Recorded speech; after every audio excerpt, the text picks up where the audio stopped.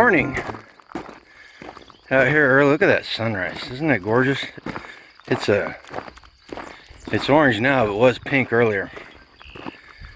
Well, again, Fancy and I, she's been stopping every 10 feet, sniffing stuff, and just being a major pain getting tangled up. But that's okay. We still like her. She's a good girl. So I was thinking about sacrifice.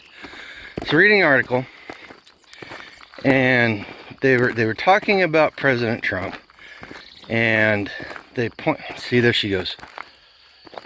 The author pointed out that all the signers of the Declaration of Independence were all convicted felons, and that they sacrificed a lot, just like Trump. Now, first off, let me say, anybody that raises Trump up on a dais and thinks of him as a martyr, like a true martyr, you need to rethink your position. He's just a man.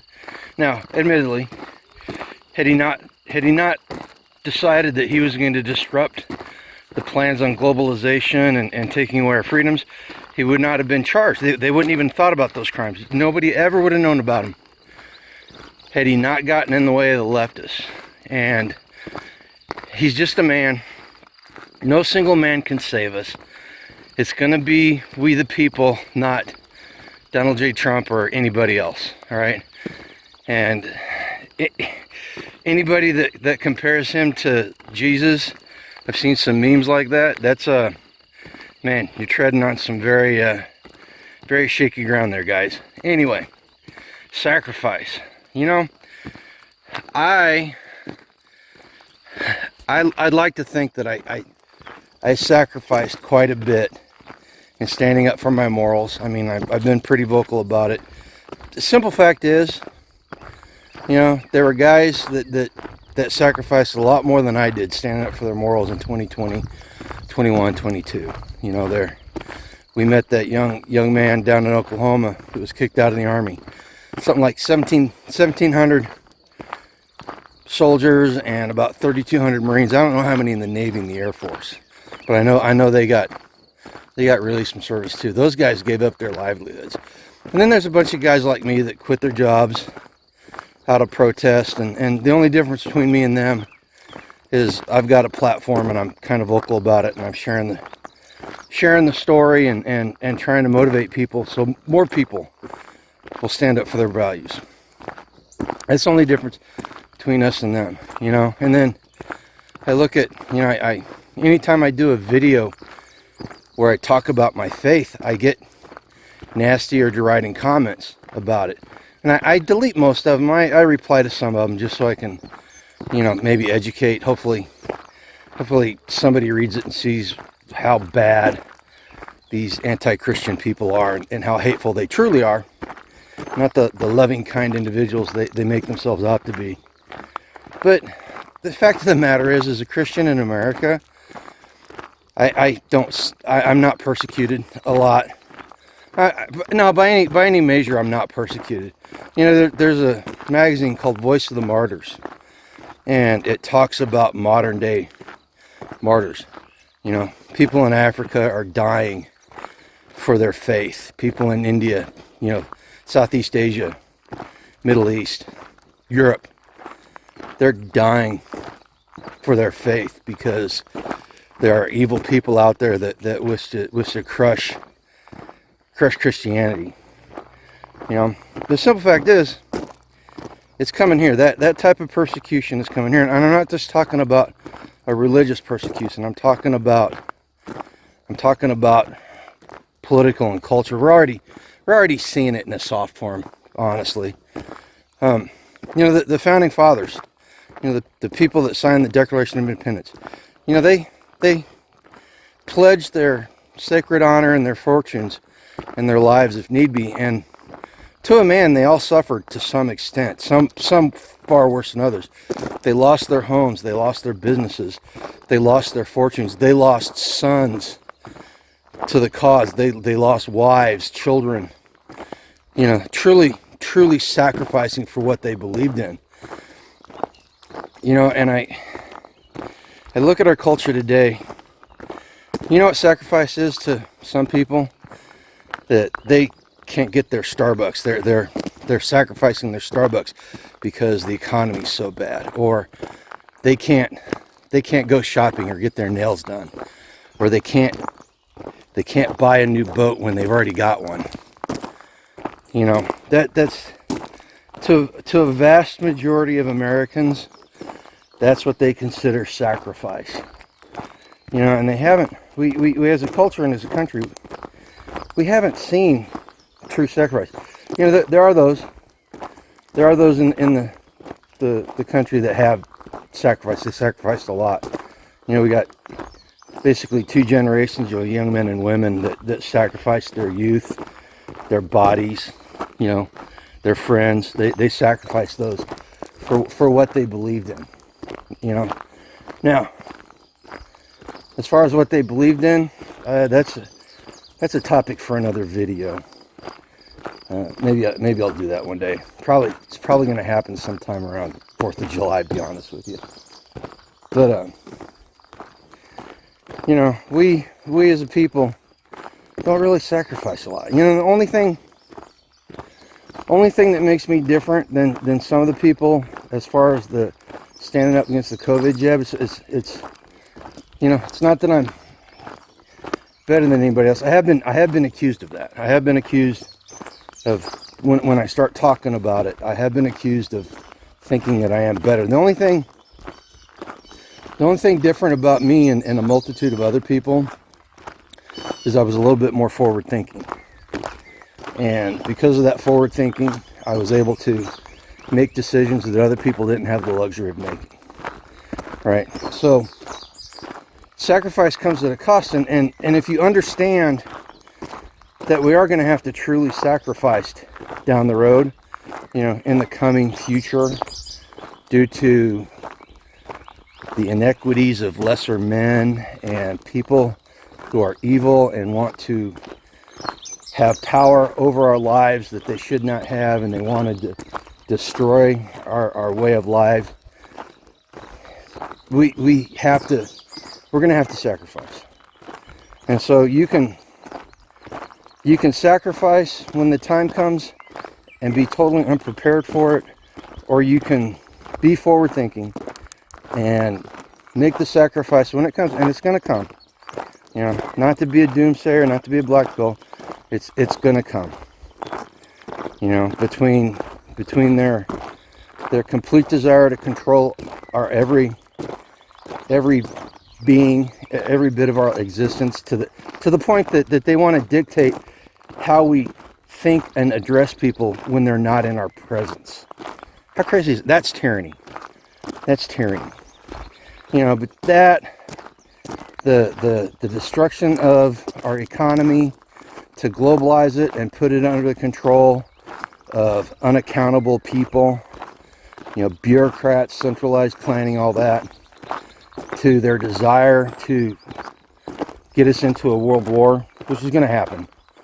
I used to hold it that maybe we could get out of this, but I honestly now I don't think we can. You know, and that's something else. You know, side point. You know, I've been interested in politics my entire life. I had some teachers in high school that were really good, and they got me interested in it. In fact, I actually, before my life took the path it took, my plan was to spend time as an Army officer, get a degree in politics, or political science and business, and then retire and become a consultant for big international companies dealing with politics, you know, the political aspects of the business. But so I've always been interested in it. And in my entire adult life, the world has been through, we, the human race, have been through a lot of challenges. But this is the first time in my entire adult life that I felt things have gone past the tipping point where there is no coming back. And I as a Gen Xer, grew up in the 80s, Cold War, you know, there was always the always the threat of nuclear war. But to be honest with you, as teenagers, none of us were concerned about that. You know, you had the select few that were, you know, they listened to their parents and did what their parents said, so they were concerned about it. But they even then they weren't really concerned. It was just a cool thing to do, just like the pro-Palestinian people that don't know that Israel's a Jewish state and that the river to the sea is the Jordan River in the Mediterranean Sea. You know, they're just there because they want to feel like they're part of something, not because they care. Anyway, but you know, the going back in time, you know, maybe our parents, I can't ask my parents because they're gone, but you can ask your parents if they're still around, or maybe you went through it and you're old enough to remember it. You know, the Cuban Missile Crisis. Maybe that was akin to the feeling that I've got now for some people. I don't know. But somebody's sewer lagoon is a little rank this morning.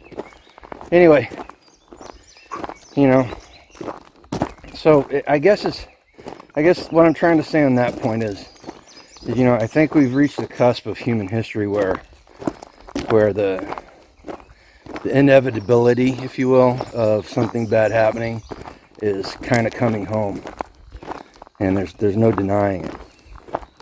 You know, so how do we prepare? First off, the sacrifice. By preparing to sacrifice, how do I put this? Okay, you have to come to grips with the fact that there are going to have to be sacrifices that are made. Now, I'm not talking the sacrifices I was talking about earlier. I'm talking about true sacrifices. You have to come to grips with that, and you have to decide. Oh, hang on. Somebody's got to take a potty break. Okay, you got it? Okay, come on. Told you she's been stopping all the time. In fact, I'm surprised she did as well down the road as she did. Oh, now she's got something in the woods. Anyway, you know, first you need to decide if you're actually willing to sacrifice, or if you're going to bend a knee. I know a lot of people that talked about freedom and standing up for their morals when the time came, and during the COVID, they bent a knee and they did what they said they wouldn't do. You know, and it just is the one good thing about COVID is it showed us people's true colors. You know, and then after you decide you're going to sacrifice, do a little pre-planning. You know, don't sit back and just talk a good game, so when the time comes, you're stuck holding a bag that's empty. You know, start filling that bag up right now. And if you're not a prepper, that means start prepping. Get food saved up. And I'm pretty sure that most of the people that are regular listeners on the channel are already preppers of some sort. Someplace on the prepper spectrum, as I talk about. You know, whether you're a prepper or a homesteader. The next thing you do is you start building the 3 pillars of modern homesteading: community, food independence, modern self-sufficiency. You know, and good news is there's still time. Bad news is it's running out. The clock is ticking. You know, and if I'm wrong and humanity manages to get its head squared, or, you know, screwed on straight, and the American people decide we're going to restore the republic and our country without using violence, then what have you lost? Yeah, nothing really. All you've done is invested in your future, and you've got a little insurance. Yeah.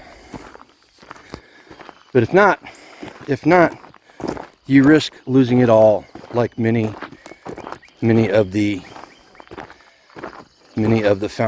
signers of the Constitution. And even then, if you stand up for your morals, you're still risking losing it all, because there will be people there to take it away. All right, we're back at the house. So I need to wrap this up. I hope what I said wasn't too terribly incoherent. You know, if you got any comments about it, go ahead and comment down below. You know, if you're not a subscriber already and you made it this far, thank you. And think about subscribing, please. We'd love to have you join us. Again, you want to support the channel financially, go to the affiliate links down below. Get yourself some good deals on some off-grid cooking solutions, some things that will help you build community, some things that can help you get your preps in order. You know, you name it, it's down there. Go ahead and check it out.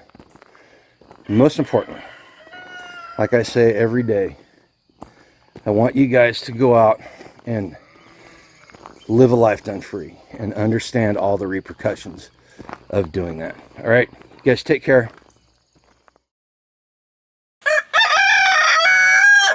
Thanks, Milo.